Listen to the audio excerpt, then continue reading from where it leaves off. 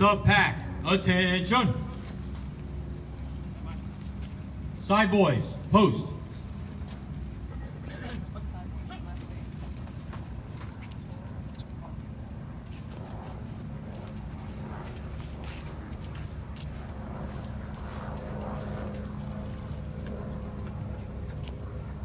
Side base, left or right face. Ladies and gentlemen, please rise for the arrival of the official party and remain standing for the playing of the national anthem and the invocation.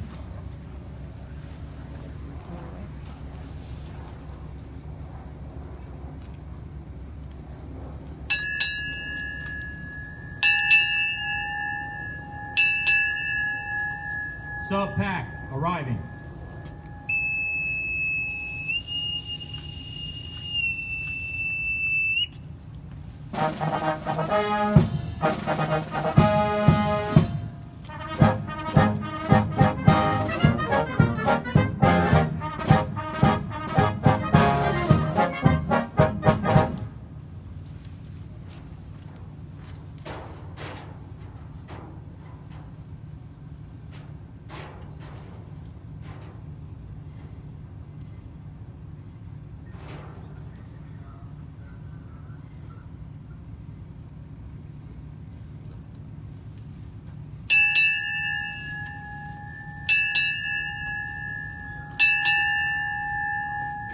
Rear Admiral, United States Navy, arriving.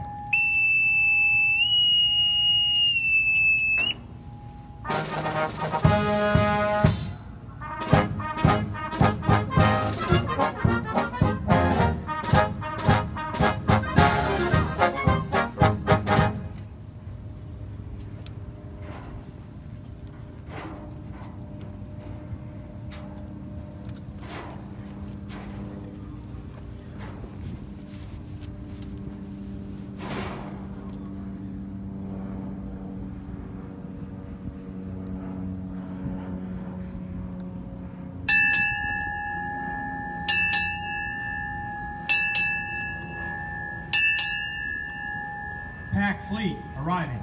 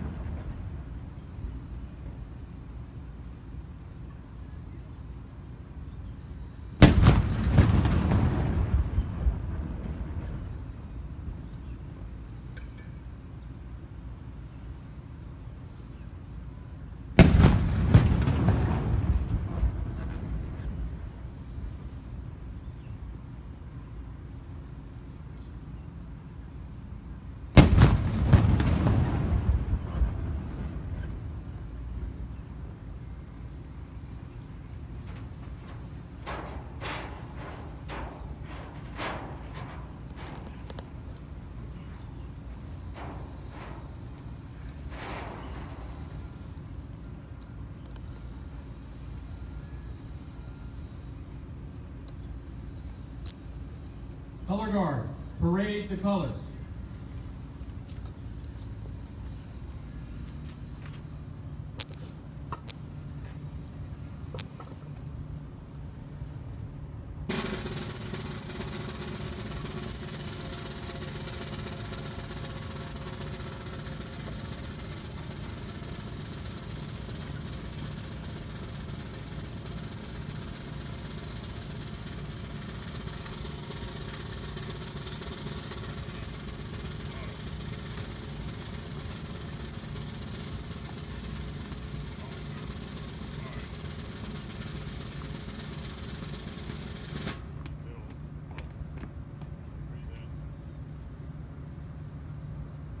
Ladies and gentlemen, our national anthem.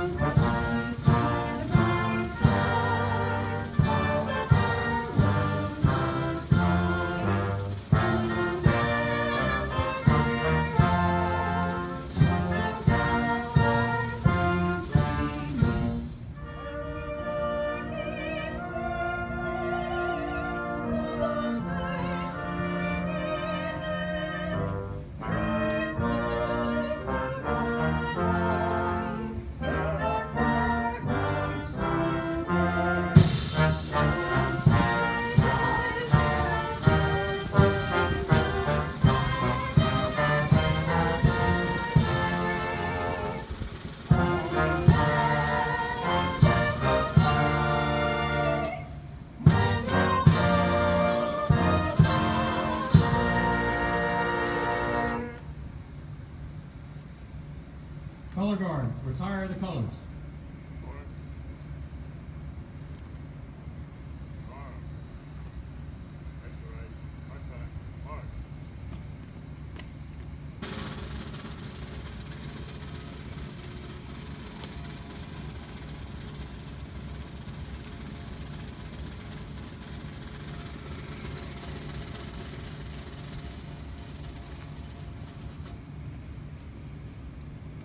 Chaplain Slaughter will now deliver the invocation. Let us pray. Mighty God, we gather this morning to celebrate the time-honored tradition as authorities pass from Admiral Darrell Powell to Admiral Blake Powers. We thank you for being present with us as we begin this change of command ceremony. We give you all the praise, glory, and honor. Amen. Ladies and gentlemen, please be seated. Side boys, post. Forward. On. Subpac, cease.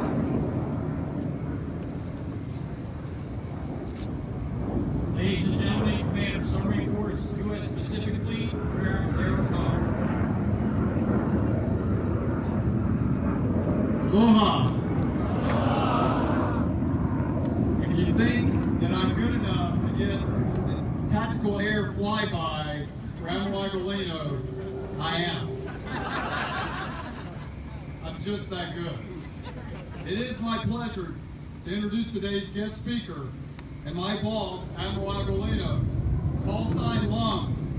A native of New York, Admiral Agolino's listening and communication skills are extraordinary and frequently tested by my southern accent. Over the last few years, we've evolved well past say again, and now we're so in sync that we can convey complex operational plans and theories with each other through a series of Roger, copy, concur, and my favorite, thanks, meaning Darrell, you nailed it, no question. With a physics degree from the Naval Academy, his attempt to play dumb when nukes are in the room just doesn't work. We're on this. Admiral Agolino is a warrior's warrior. Combat tested, he has flown, led, and commanded countless sorties during essentially every conflict since 9/11 on both F-14s and F-18s.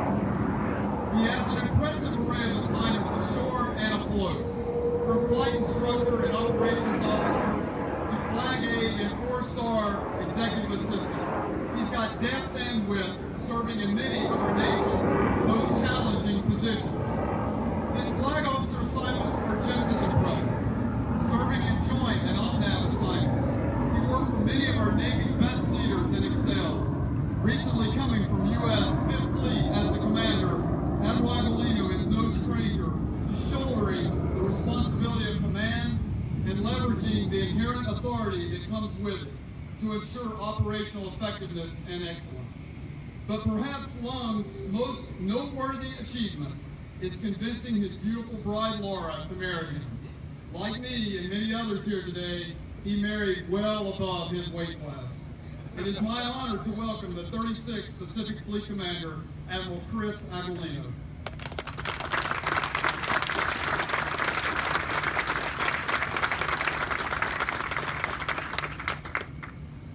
I always wish my mother was around when I get introduced. She had a different opinion. Daryl, thank you very much. Let me first check, because Daryl continues to remind me every time we get together, how the stealthy service works and operates. So I just would like to check, stand over here. Can anybody see me? All right, I'll take that as a yes. Well, aloha and good morning to everyone. It is wonderful to see you all here today, and I am especially honored and privileged. Daryl, thank you very much for asking me. We've been friends for a long time. We've done a number of things together. And this culminates, at least for this time in our life, our ability to work together. So I am truly honored to be here. Thank you. This tradition and ceremony is one of the Navy's oldest time-honored traditions, and I'd argue one of our most important. So the passing of ultimate responsibility from one commanding officer to the next, and not just to pass it, but for the crew to watch. So what you're seeing today is something that we feel very strongly about. The responsibility that goes with being in command is seen nowhere else on the planet. There's a few people I'd like to thank and recognize. First, Don and Amy, thank you both for being here today. You both played a special and vital role in supporting your husband, and I wish your children would be able to make it today. So please pass our thanks, gratitude to your children for supporting both their dads during their time in service here, and tell them we miss them. There's another group of special people that I need to recognize. The Consul General Corps that's in the front row. Thank you. We count you as a part of our team, and we always love to see you here today. So thanks very much for your time. There's members in the audience from Senator Schatz-Orono, Congresswoman Gabbard Case's office. Thank you from the delegation of Hawaii for all you do for your Navy here in this great state of Hawaii. There's local leaders in the crowd. Thank you as well. Flag officers, family, friends, shipmates, and most importantly, the amazing sailors and civilian warriors from the SUBPAC team. Thank you for the work you do here each and every day. Well, let me start by saying Daryl Caudle has the hardest job in the Navy. Now, many of you sitting back and wondering why the Pacific Fleet Commander would state the fact that I believe Daryl Caudle has the hardest job in the Navy. Well, let me tell you why. Daryl has more bosses than you could list on the entire length of this submarine if you stood it top to bottom. Okay? So he works for General Hickam, the strategic commander, executing his role to provide the strategic nuclear deterrent to keep the entire globe safe. He works for Admiral Grady as the naval component to General Hickam for the same mission set. He works for Chaz Richards as the Deputy Sub-Force Commander, generating ready forces each and every day. He works for the CNO. Oh, by the way, anyone who didn't know it, is a submariner. And lastly, he works for me. Now, I gotta tell you, I would not wish that lineup on anybody. Despite what General Hickam, Admiral Grady, Chaz Richards, CNO, or I really think, we all know he really works for Don. So, I gotta tell you, that's why he's got the hardest job in the Navy. And I gotta tell you, he has hit it out of the park. all kidding aside, that lineup is difficult to navigate, to keep all informed, to keep all apprised, and to execute his job. Man, that's a tall order. And Daryl, I've never seen anybody do it any better. Sound leadership's easy to talk about. It's quite another thing to execute. And for the past year and a half, Daryl has been dedicated to the men and women who serve with him. He knows how to produce winning results. He knows it takes strong, committed, passionate leadership, and that's as old as the naval service itself. Daryl, you led by example. You pushed your team. You've always succeeded. You've cared for them every step of the way. And in doing so, you've accomplished many great things. And I'm only going to highlight a couple of them now. For a year and a half, flawless execution, driving a force of 13,000 sailors and civilian warriors, 3 task forces, and over 105 shore and sea-based activities. He's guided 60% of the submarine force. That included over 19 deployments of attack and guided missile submarines, 26 strategic nuclear deterrent patrols, all executed to perfection. You've constantly built interoperability and relationship with our allies, partners, and friends.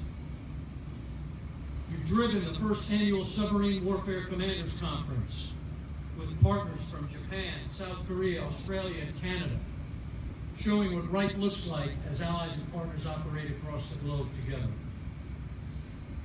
Your consistent generation of ready forces, manned, trained, and equipped to generate and bring lethal naval combat power forward in support of national defense strategy.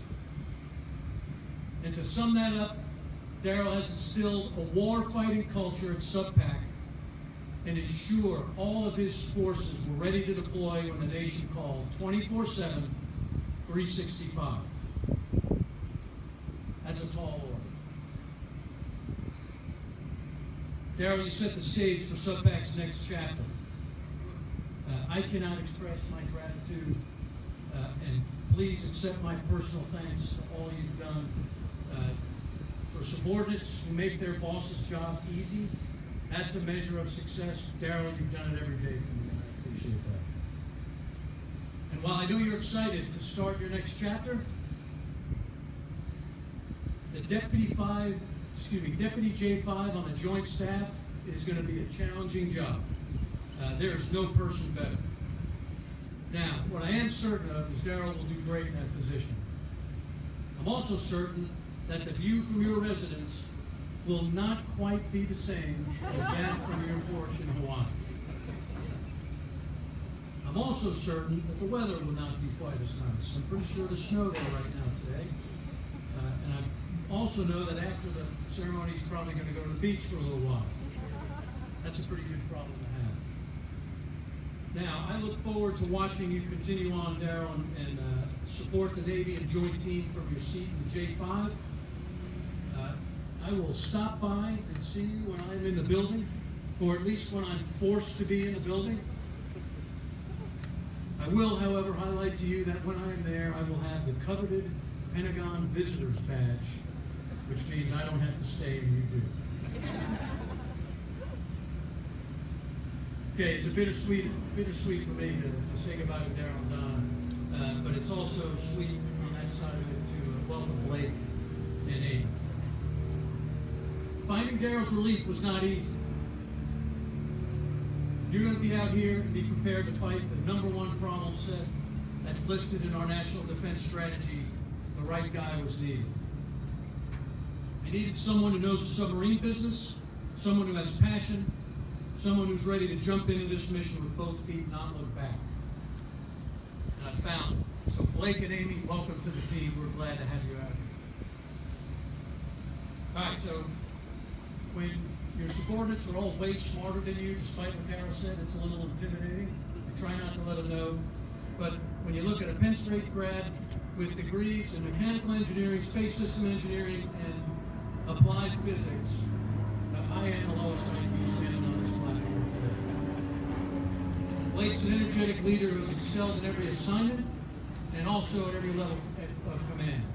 He's the right man for this job, and I look forward to serving with you and continuing to watch you bring SUBPAC to new heights. Okay, while all the service members in the audience have raised their right hand and swore an oath to the Constitution, I want to highlight that none of our spouses or our children have. They bear the brunt of our service in ways we won't ever understand, but it is always key to me to be able to call that out. None of us would be in the positions we're in without the great support of our spouses, family, and friends. With that, please join me in a round of applause to all the service members, spouses, children, family, and friends who have supported them throughout their careers.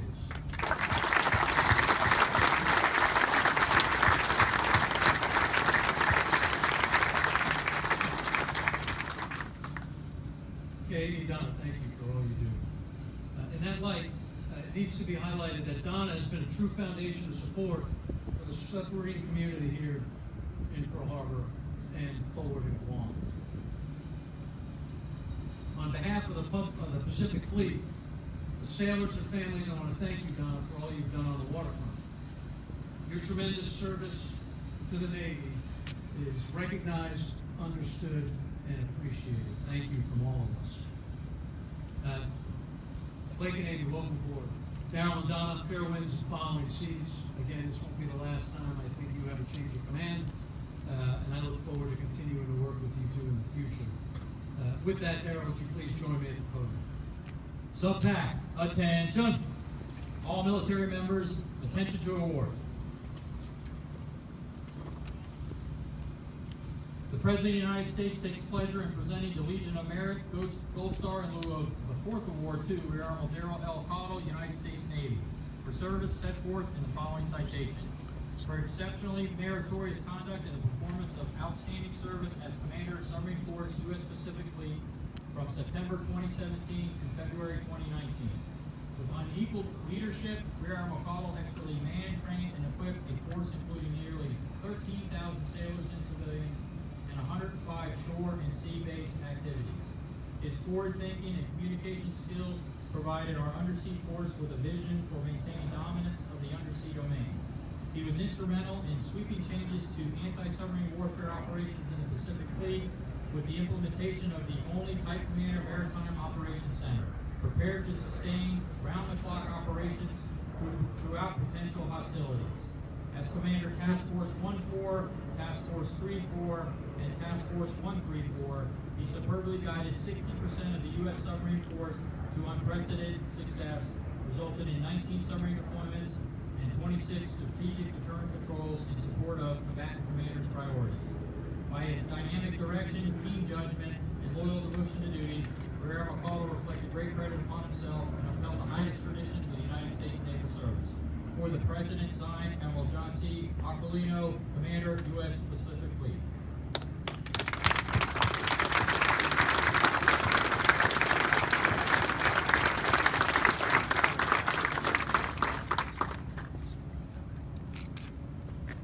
Donna, if you don't mind, would you come up here with us for a minute?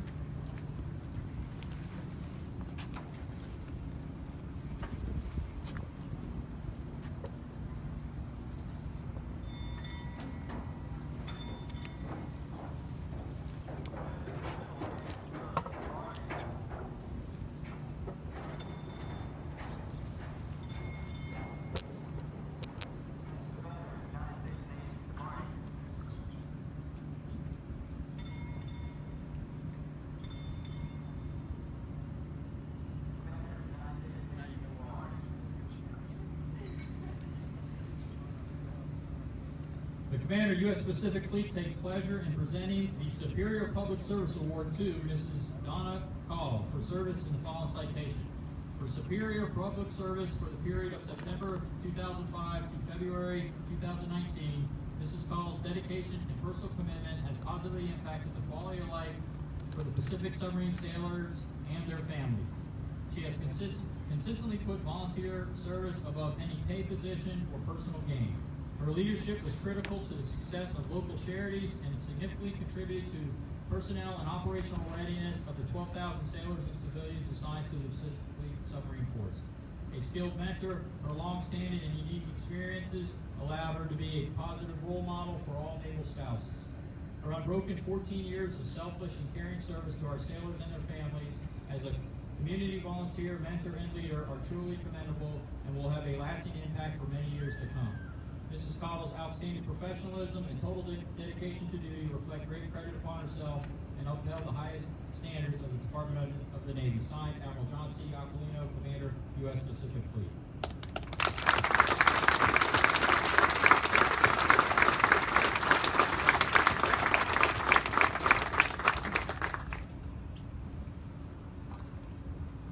COMSUBPAC, cease.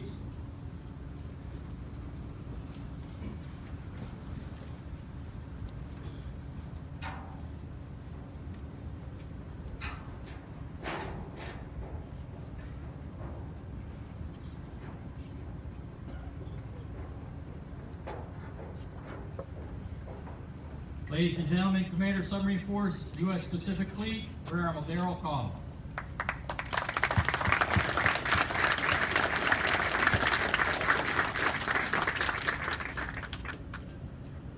Admiral Aquilino, Vice Admiral Donnelly, Consul Generals, Flag and General Officers, Senior Executives, Commodores, Commanding Officers, distinguished guests, military and civilian members of COMSUBPAC, and most of all, our spouses, families, and friends, what a privilege and honor to have served as the Pacific Submarine Force Commander. I can't think of a more important or relevant place to work on the goal of achieving our national security objectives. What we do every day in this theater is vitally important to our nation's defense. I want to thank the USS Mississippi, the COMSUBPAC staff, Naval Support Command, the Navy Region personnel, including the Pacific Fleet Band and Color Guard, who worked so hard to ensure this change of command was meaningful, professional, and successfully executed. Admiral Aquilino, thank you, sir, for your leadership, trust, and confidence. I am proud to have been one of your commanders and an integral part of your warfighting team. I want to specifically thank you for being part of this change of command. Your kind words and insights have skillfully and graciously recognized the accomplishments of my commands and extraordinary staff, but most of all, your comments today are indicative of your intrusive, caring, and earnest leadership style that it enabled all of us to deliver operational excellence across our theater. Your guidance, direction, and mentorship have empowered us all, but most important, your trust and confidence have instilled a sense of ownership, teamwork, and boldness in our commands that have developed a culture of mutual respect, genuine rapport, forceful backup, and professional collaboration, all of which has catalyzed and synergized us as a warfighting team. I am proud and honored to have served with you. What it means to be COMSUBPAC.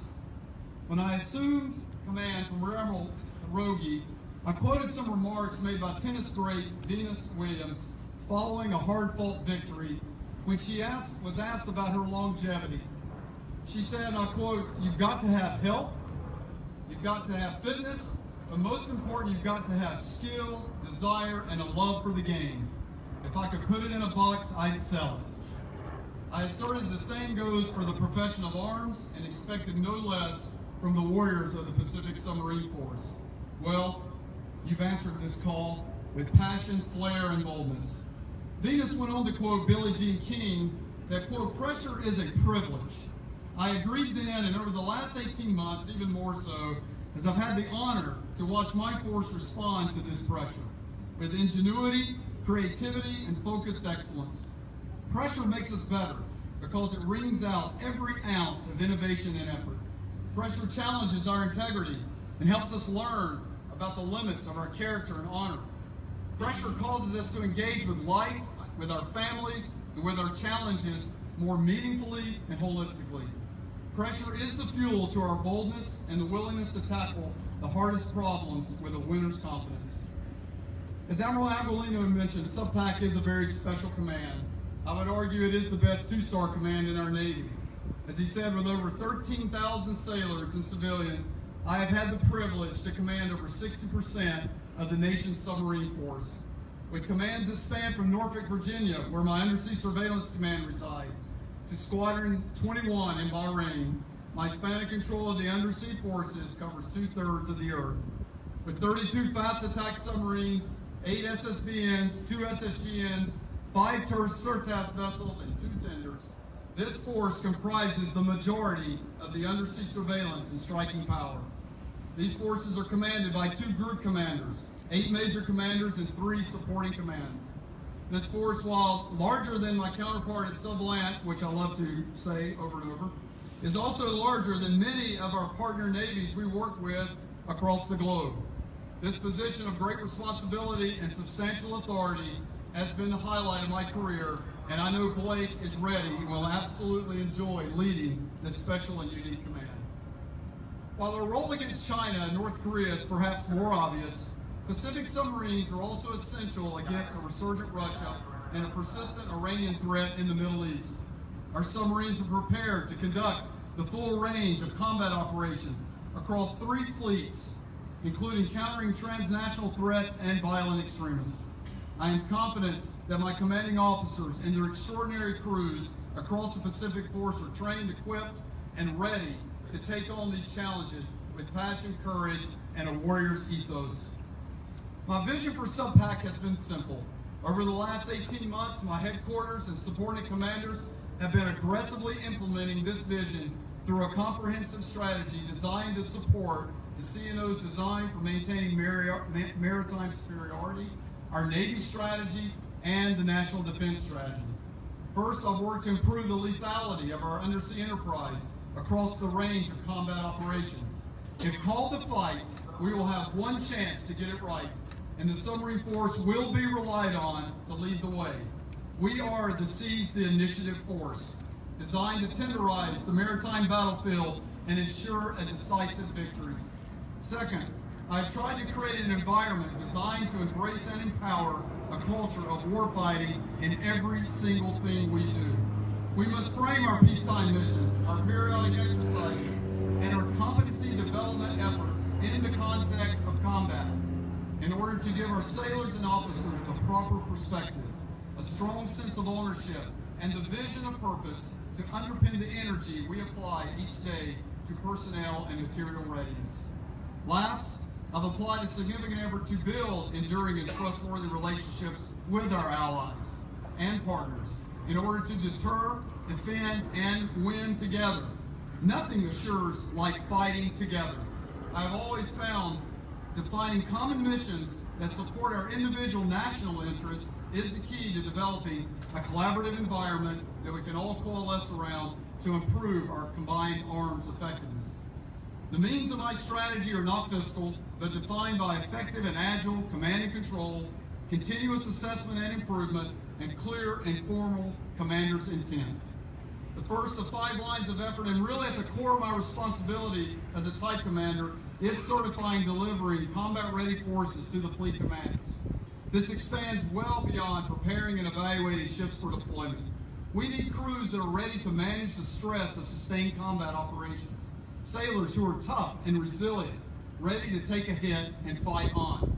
We've built this into our preparations, and prior to deploying, our ships must complete an intensive combat readiness evaluation that tests their ability to operate and make decisions in high stress, challenging scenarios across all of my forces' core competencies and mission areas.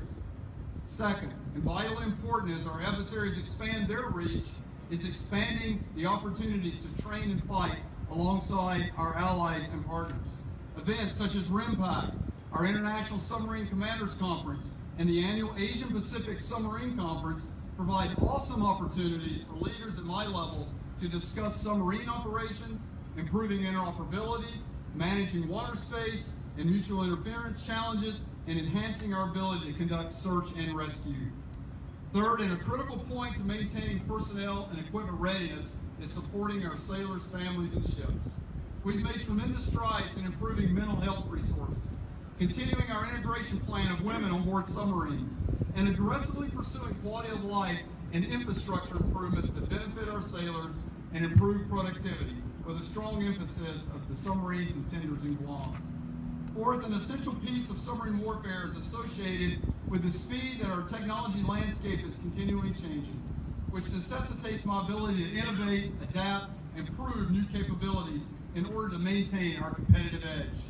Across my force, we have placed a significant emphasis on executing tactical development exercises that push the limits of the capabilities of our ships and the ingenuity of our commanding officers. We furthered new initiatives such as improving our sensors, developing more effective combat system algorithms, and creating new concepts of operations for unmanned and autonomous vehicles. And we've even brought back some legacy systems such as the Harpoon cruise missile to fill some gaps in our suite of combat options. And finally, to support all of these efforts, I've optimized my staff for decision making. Maximizing effectiveness requires defined, repeatable staff processes and consistent battle rhythms. We've accomplished both by aligning our headquarters as the only type commander utilizing the maritime operations concept. By doing so, my theater undersea warfighting staff is capable of scaling as necessary based on the level of conflict and integrating seamlessly with one-for-one correspondence with the Joint Force Maritime Component Commander and any number of fleet commanders' battle rhythms. But to execute a strategy like I've just laid out with so many challenging goals, supporting objectives and end states that span across so many areas of responsibility, it takes countless and dedicated people who are committed to excellence. When a commander is supported by so many talented individuals, it's impossible within a short period of time to say thank you to each of them with sufficient meaning and gratitude. And while I'm sure I'll miss some, I do feel I need to highlight several special folks. To the senior leadership I've worked with, Admiral Aguilino, Admiral Swift, General Hyten, Vice Admirals Alexander, Sawyer, Richard, Tafalo, Rear Admirals Carter, Mercado, Dalton, Waters, and Andy Bircher. What an extraordinary and exemplary set of visionaries, warriors, and mentors for me. To my dedicated, loyal, and talented front office staff, I have never worked with such a talented group of people who turn out such high-quality products, effectively coordinate across countless internal and external staffs, and save me in some capacity each and every day, keeping me on track, focused, educated, and ready to think, make recommendations, and when applicable, make challenging decisions about our Navy's most complex issues. Specifically, my Chief of Staff, Tony Carrillo, or should I say Rear Admiral Select Tony Carrillo, who runs the force day to day with bold, effective, and well thought out direction. Force Master Chief Paul Davenport, standing right here beside me, selects, manages, and develops my senior enlisted leaders with unmatched skill and passion. He's a true superstar. Executive Assistants Ron Hatt and Matt Wilson, Flag Secretary and Staff XO Nate Rodriguez, Flag Lieutenants Ryan Wise and Josh Wingfield, Flag Writers Seth Bacon and Ricky Streeter, my enlisted aide and chef, Chief Nicholson, and my front office support team, YN2 Sayer and CS1 Documat. What an extraordinary team. Equally, I have an extraordinary senior staff, in-heads, mock, and CTF leads.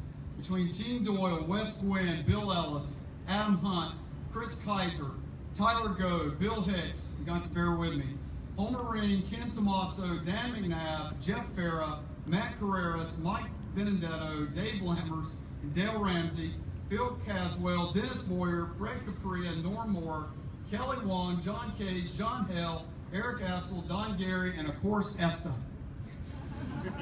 Absolutely true superstars in every respect. Esta, you thought I was going to miss you, didn't you?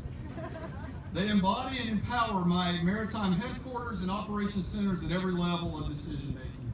To the prospective commanding officer instructors, Gary Montalvo and Tom O'Donnell, for training and developing our future commanding officers, perhaps the most important task and responsibility that I will commend today. To my trusted advisors and special assistants, my JAG, Stasha, Doc Mucciarone, Doc Sorter, and my crack public affairs, multimedia, and social networking team, thanks for keeping me healthy, aware, and most of all out of trouble. To my group commanders, COMSUBPAC is a set of commander-centric commands. And as Admiral Gortney likes to say, all effective military organizations are based on commander-centric commands. Thanks to John Tammond, Blake Converse, Rich Carell, Jimmy Pitts, and Doug Perry for their exceptional leadership at the 1- and 2-star level. To my squadron commanders, to Rick Seat, Bob Ronska, Steve Mack, Paul Davis, Chris Cavanaugh, Dave Shepard, Tim Poe, Nick Tilbrook, Mike Lewis, and Wes Brigham for setting, demanding, and maintaining the highest standards for our submarines. You are the center of mass for our deployment successes, sustained readiness, and operational excellence. My undersea surveillance commanders, Kevin Mooney and Scott Lures, tender commanders, Doug Bradley, Jeff Farah, Mike Luckett, and Jeff Byerly. NSC commanding officers, Chris Lindbergh and John Killiott, who tirelessly support our submarines and their crews, offloading many essential responsibilities from our ISICs. To the maintenance experts at the shipyard, FMB and TRF, thanks to Greg Burton, Howard Markle, Eric Wolper, and Commander Hunt. Their dedication and often unacknowledged efforts to repair and maintain our submarines is the homework that empowers our readiness for combat. And to my tireless ombudsman, Lisa Feld, from the front row, thank you for your service to our families. You represent the very best in our military. Your devotion and dedication to serving our families and advocating for the needs are the hallmark of what makes our Navy and our armed forces so great. This lay is a small gift of my deep appreciation, but a large symbol of the importance our families represent to the overall effectiveness of our commands here in Pearl Harbor. We cannot be successful without our families supporting us every day. Your full spectrum service exemplifies that each and every day. Thank you.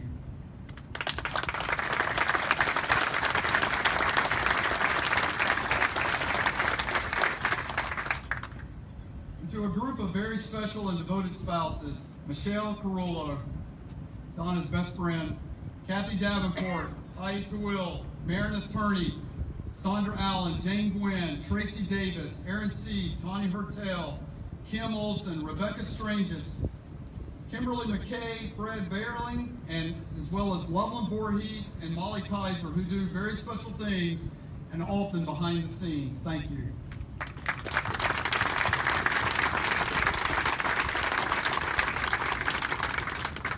To my family members, Mom, my mom passed away this last year, and I'm sure she is certainly watching today's ceremony from heaven. In fact, she's probably telling God how proud she is of her baby boy. To my dad and father who could not attend today due to his age, but who raised me in a home with the highest moral, ethical, and Christian values, thank you for establishing the core of my character and the way I make decisions, Dad. I'm sure you're watching today over the internet with the assistance of my sister or brother, so a shout out to my family back in Winston-Salem, North Carolina.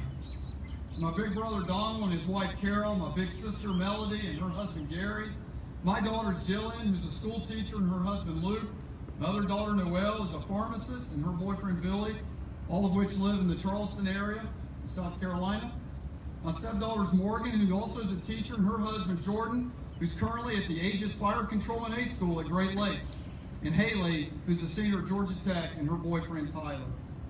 Without you, it's really hard to do these very, very challenging positions. Last and in no way least, what I'm most thankful for, and without question, is my wife Donna. My beautiful, loving, and supportive wife is the underpinning of my ability to lead and serve. Donna is my rock, my sounding board, and my best friend, and the love of my life. These words are not unique during changes of command. However, the difference today is that I cannot overstate how important you are in my life. Many of us have hobbies. Some love to travel, others love to shop or eat at fancy restaurants. But for me, it is about the time I get to spend with you. Donna is the absolute best listener and the most honest person I know. Her work ethic is unmatched, her commitment and loyalty are resolute, and her passion and desire for the Submarine Force and the spouses to support and empower the officers and sailors of the Pacific Submarine Force is truly remarkable. I want everyone in the audience to know how much I love her and need her in my life. And well, Donna, we're heading back to D.C., and as you always say, never say never.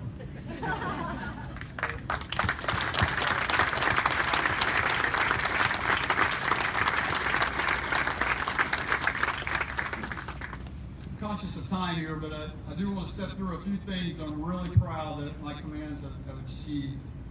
First is advocating for sailor effectiveness. We set up 3 task forces to do that: Task Force Guam, Task Force SSBN, and Task Force SSGN, and we're still working those initiatives. We created an alternative inactivation construct manning plan up in Pearl Harbor Puget Sound Naval Shipyard that allows us to combine crews and give back about 2 crews worth of people while the boats wait to be inactivated. Donna, your small group receptions at Haleakala. My campus walkabouts and my odd headquarters arrangements where I really got to meet my deck plate leaders. Second, building a more lethal force. Renaming, reorganizing, and refocusing our tactical readiness evaluation to a combat readiness evaluation. Changing the POM evaluation to make it focus on combat. And changing our submarine command corps so that it also focuses on the high-end fight. Surge readiness initiatives where we load out weapons and get underway at a moment's notice. Our tactical development operations, demonstrations, and experiments. We set up the first UUV-RON. It's the first squadron up in Bangor, whose sole purpose is to organize, train, equip, and develop concepts of operations for UUVs. We developed Operation Tungsten Fortress. It's a theater-wide operation that one day I hope will become a standing operation with 3rd Fleet and our partner in Canada. We've actually implemented and we have now developed true wargaming simulation capability right here at my headquarters, using some additional funds we're able to find, where my command corps and the staff can actually run warfighting scenarios using similar capability as seen at the Naval War College. The first dual tender operations out of Guam, the expedition reload and resupply demonstrations, and just having a few fleet battle problems that were Submarine Force centric. We've done a lot to improve the capability, capacity, and quality of life in Guam, and there's a whole plan that's getting after that. But the goal of that plan is to close the large amount of deferred maintenance and prepare that port for Virginia class when they start arriving in the mid-2020s, and making those 2 tenders whole and capable of doing their real mission. We've taken on some of the toughest force security issues and challenges. Working with Blake on counter UAS initiatives in Bangor, taking on these helicopter flyovers here with the FAA, and doing some security reviews with Brian and Al Agolino for all faiths housing to make sure we got the right security posture. Improving relationships with our allies and partners, developing a terms of reference for the French deployments that are coming up, building strong relationship with my soft partners. As you can see on the end of the ship here, is Mississippi is an example of a submarine capable of delivering special forces. The first flag level submarine warfighting commanders conference and our undersea and rescue mission we did off of Argentina, where we tried to rescue the San Juan, and where recently we just did the first mating to the USS Texas with our kit underwater at the static range at CPAC. I'm very proud of that. Making good decisions day to day and ready for combat is not easy. We do that through a Maritime Operations Center stand-up, implementation, and senior staff buy-in. We've set up a fusion center at my Commander Undersea Surveillance Command to help build an integrated common operating picture. And we've basically developed a theater undersea warfighting construct that is specifically designed that when we go to battle, it will be ready to seize the initiative. Empowering the maintenance organizations for excellence. We took on a significant nuclear valve repair on Santa Fe, and contrary to the original estimates, Greg Bird and his team absolutely crushed that repair, got the ship done early, and now Santa Fe is in theater on deployment, and we didn't think she would get a deployment. North Carolina finished 2 months ahead of time on a significant EDSRA. In TRF Bangor, we've renamed it. Used to be IMF, now it's Try to Refit Facility Bangor, and we're reorganizing that to be an Echelon 3 command directly under NAVC. So as I finish up today, I just want to talk a little bit about a challenge for you going forward as I depart. By now you've probably and likely heard the phrase, forged by the sea. It is a phrase that can have different meaning and invoke different experiences depending on who you ask. But to me and our Pacific Submarine Force, forged by the sea means embracing and understanding the forces that hone our character and pushes each other to succeed and accomplish the mission, day in and day out with accountability and effectiveness.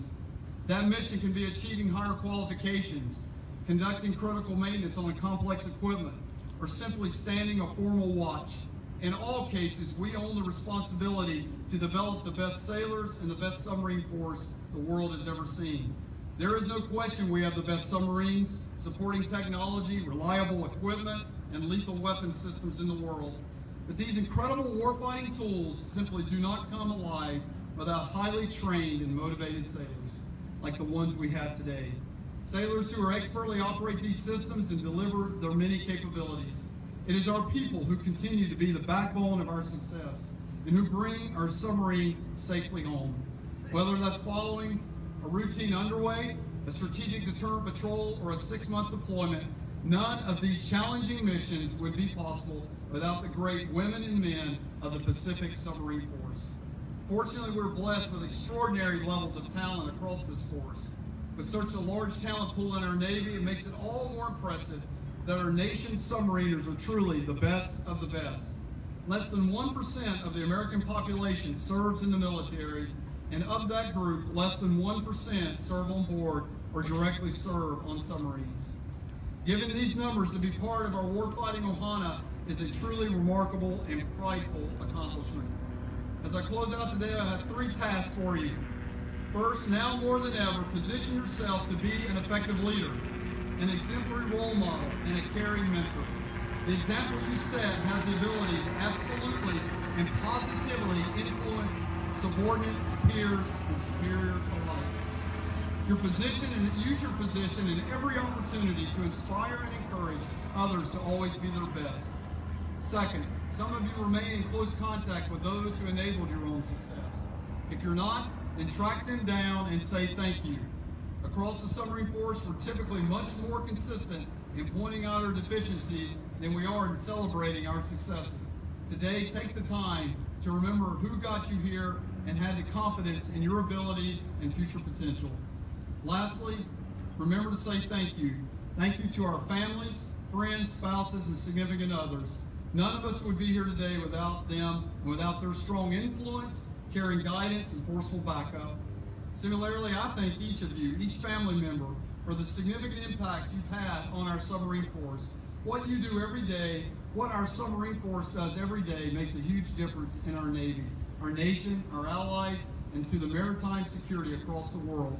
Each depends upon our ability to maintain undersea superiority, take our submarines into harm's way, and deliver results. We must always be ready to answer our nation's call. As the last of the independent maritime warriors, our submariners and those sailors who operate and support them have more freedom of action in peace and in war than anyone else in our armed forces. We are entrusted by our nation to take our ships to sea, operate them in the harshest and most challenging of environments with essentially no direct external oversight and little communication, and we're expected to accomplish and even excel at those missions which are so vital to our national defense. Never forget that you are all warfighters, forged by the sea, and your primary objective is bringing the fight to the enemy and winning our nation's wars. All of us ashore and in supporting roles must never forget about the sailors on the deck plate who bravely serve on board their ships, conducting the most challenging and complex missions across our armed forces. Our submarine force provides a global, stabilizing presence in key locations around the world, underpinning the security of our allies and partners, positioning their ships to execute any mission, anytime, and any place. We must strive every day to ensure those sailors have the tools, resources, systems, guidance, and training to be successful, on scene and often unseen. We have the unique power to go beyond.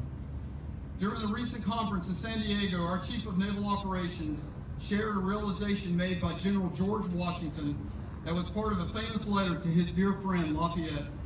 Washington wrote, "It follows then as certain as that night succeeds the day, that without a decisive naval force we can do nothing definitive, and with it everything honorable and glorious." This quote really resonated with me, and I believe it captures my sentiments about where I've tried to take my submarine force during my touring career. A force that will ensure a decisive victory in conflict for our Navy, but just as important, a force that operates gloriously and serves our nation honorably. May God bless our submarine force, our Navy, and our nation from the depths we strike. Mahalo.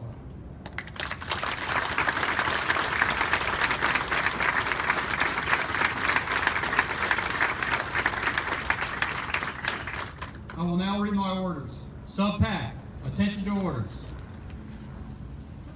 From Chief of Naval Operations to Rear Admiral Darrell Caudle, subject, CNO Order 3198, when directed by Reporting Senior, detached from duty as Commander, Submarine Force, U.S. Pacific Fleet, in Task Group 114.3, United States Strategic Command, and report as the Vice Director for Strategy, Plans, and Policy, J5, Joint Staff. Admiral Converse, I am ready to be relieved. Ladies and gentlemen, Rear Admiral Blake Converse, United States Navy. I will now read my orders. From Chief of Naval Operations to Rear Admiral Blake Converse, subject CNO Order 3318. When directed by Reporting Senior, detached from duty as Commander, Submarine Group 9, and report as Commander, Submarine Force, U.S. Pacific Fleet, and Task Group 114.3, United States Strategic Command, for duty as his relief.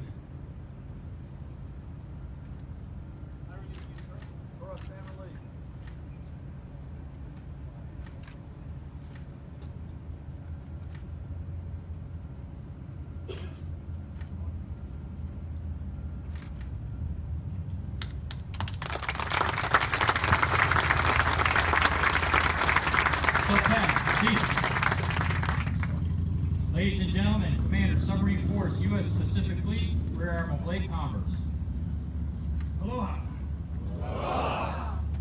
Thank you, Admiral Aquilina, for the kind words, and also Daryl Call. Thank you for your steady and strong leadership as our Pacific Fleet Commander.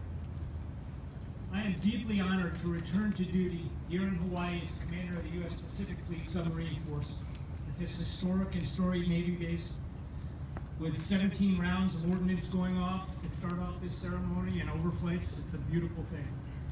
Amy and I are returning to SUBPAC into Hawaii after almost 20 years away, after I completed an assignment here 20 years ago as a young lieutenant commander working in the SUBPAC N4 organization.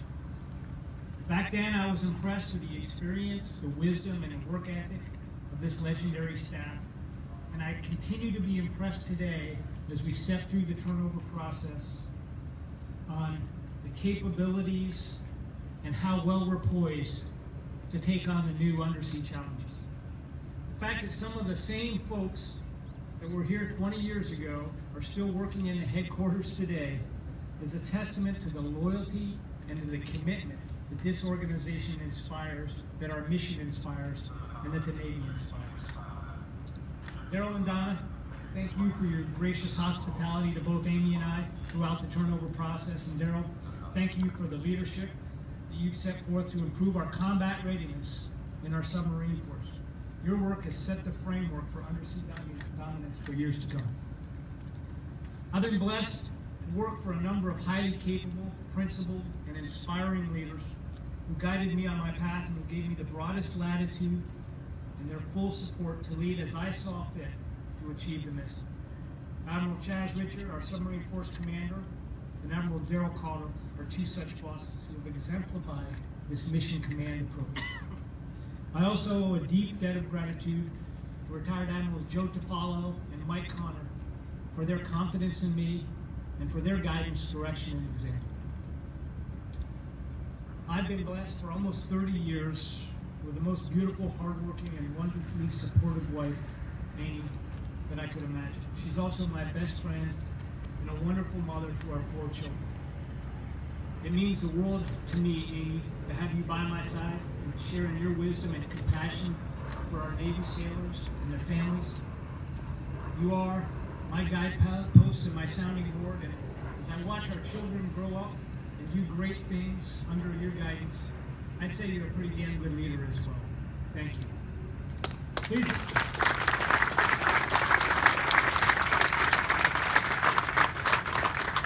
Please accept this, Lee, as a small token of my love and appreciation to you. Our children, Sam, Abby, Ben, and Allie, couldn't be here, but they are the light of our lives, and they keep us grounded.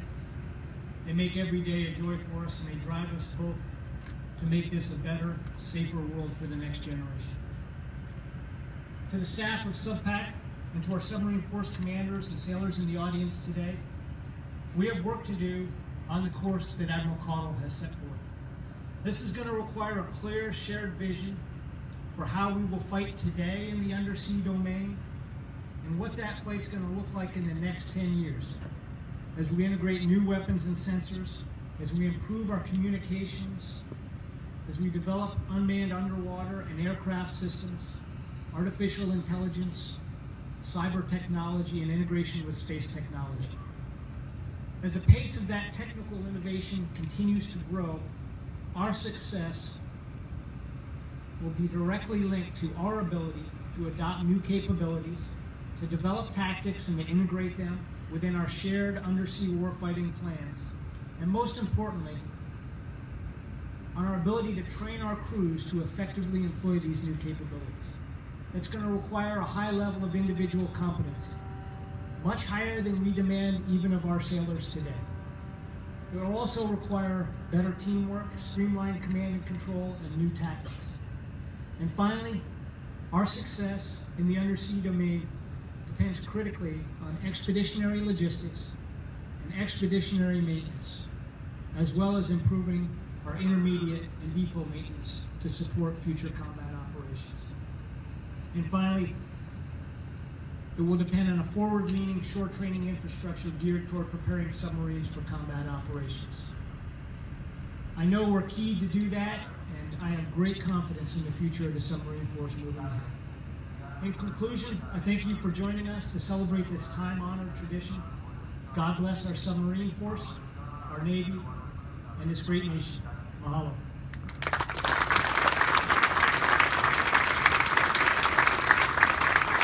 Sub-PAC, left-hand jump. Side boys, post. Sideways, left base. Forward, march.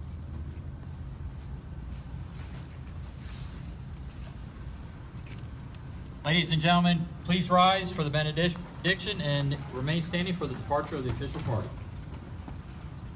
Captain Slaughter will now deliver the benediction. Let us pray. Everlasting Father, we give you thanks at the close of this ceremony, giving voice to heartfelt appreciation for Admiral Cotter and the very tangible benefits of his leadership exploits, resulting in ready, effectively employed, future capability enhanced, and empowered submarine force and people. Grant this thy servant fair winds of grace and following seas of mercy as he transitions to greater waters of responsibility. We also give thanks to Admiral Converse as he assumes the mantle of leadership. Stand with him at the helm and grant him divine wisdom as he takes command. We ask a special blessing upon his family, his battle home staff, submarine squadrons, all submarine commands under the auspices of his authority. And for these thy blessings, we give you all the praise, glory, and honor. In that matchless name we pray. Amen.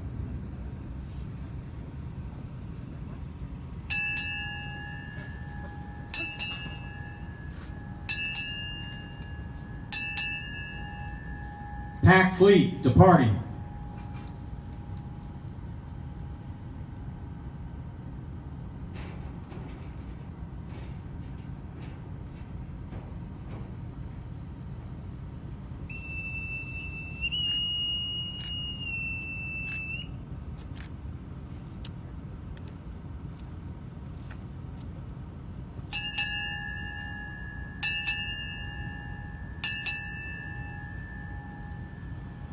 Rear Admiral, United States Navy, departing.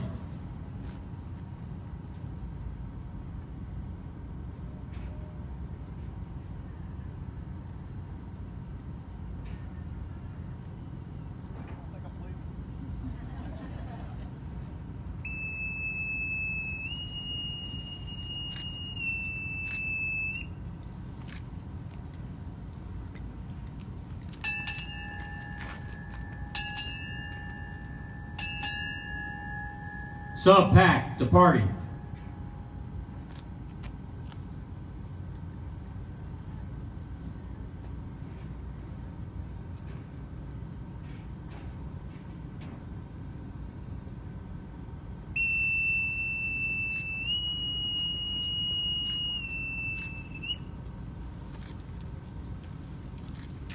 Sounds pretty good.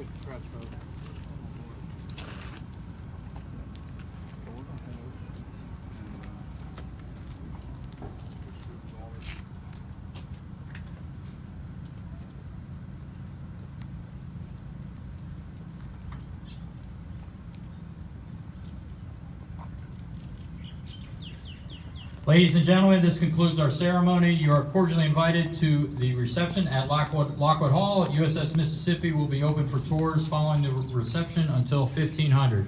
Thank you for joining us.